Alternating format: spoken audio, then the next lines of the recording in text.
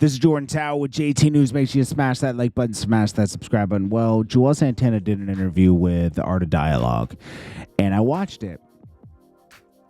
And it's a little bit hard to watch because he keeps going, you know what I'm saying? I started he goes on for 17 minutes talking about everything he's done in the game.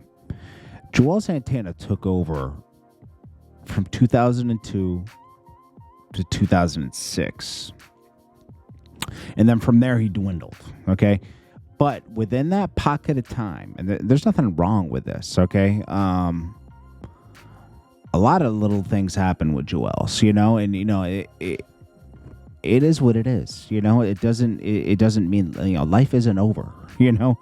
But all I'm saying is, like, he kept going. We know the impact Juelz made. It was really Dipset as a whole, but he was a major part of Dipset, obviously, right? Like him and CAMRON were, you know, doing everything. Bandanas, Pink, wallet chains with him and Jim Jones. Juelz Santana during that time put out, I think, 10 mixtapes between 2002 and 2006. In between two albums with The Games Are Missing and From Me to You. Then you got to count Diplomatic Immunity and all the other tracks he was on with CAMRON and everything. It was a takeover. Juelz Santana was that guy. Okay, it was him, CAMRON, and then Jem came in and took torch around 2006-07 and kept it going for a couple more years, you know, because he had Ballin' and a couple other records. Now, where did Juelz go wrong?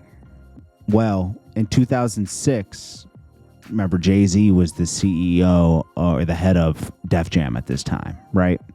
And Juelz was signed to Def Jam, and they had friction with Jay-Z. That stopped his album from coming out. He didn't turn it in. He was trying to get off the label of Def Jam. CAMRON had signed off, supposedly, but it didn't go. Then he started having friction with CAMRON around that time. And CAMRON, you know, behind the scenes, and you know, him and CAMRON were taking little shots at each other because CAMRON was saying, you know, he has a problem with lean, and he did have a problem with lean. Lil Wayne introduced him to lean, and it messed him up. And then he started trying to push Skull Gang in 2007, 8, 9. That was a horrible move, and I told him that around that time. You know, I said, hey, put your stuff out. He hated me for that when I said that. I remember telling him that. I said, I wrote out a bunch of videos from his mixtapes, and I said, hey, let's do these videos and then kind of trickle in Skull Gang with it. And he said, nah, I know what I'm doing. I learned from Cam. You put other people on, and then you get... Skull Gang wasn't it, bro. I like them. I'm sure they all have individual talents. I know Rav does. I know... Ancasa does. They're all very talented. It wasn't working as a unit. It wasn't, you know? And they were happy to do it because it put them on, and Juelz was using his last little bit of fame to do that. Now Juelz is always Juelz.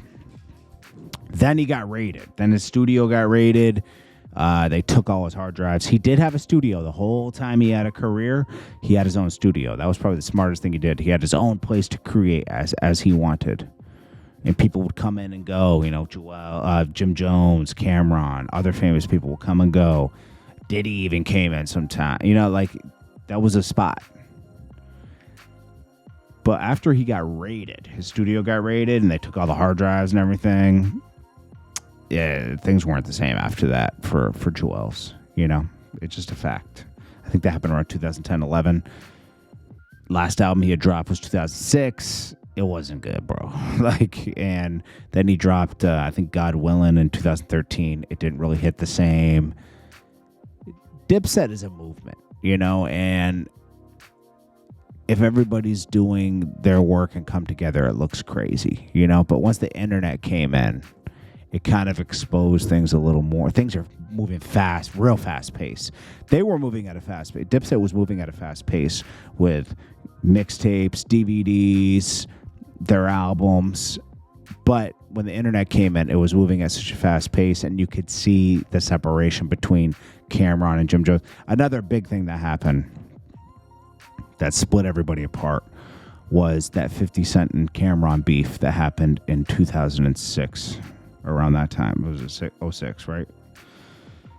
When Cameron called out 50 Cent on, he called in the radio when 50 Cent was up there and they had a beef.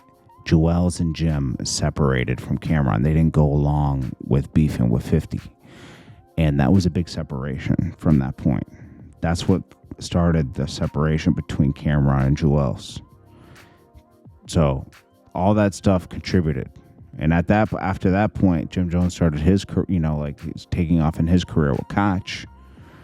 And Jim Jones was the front runner as far as Juelz was concerned.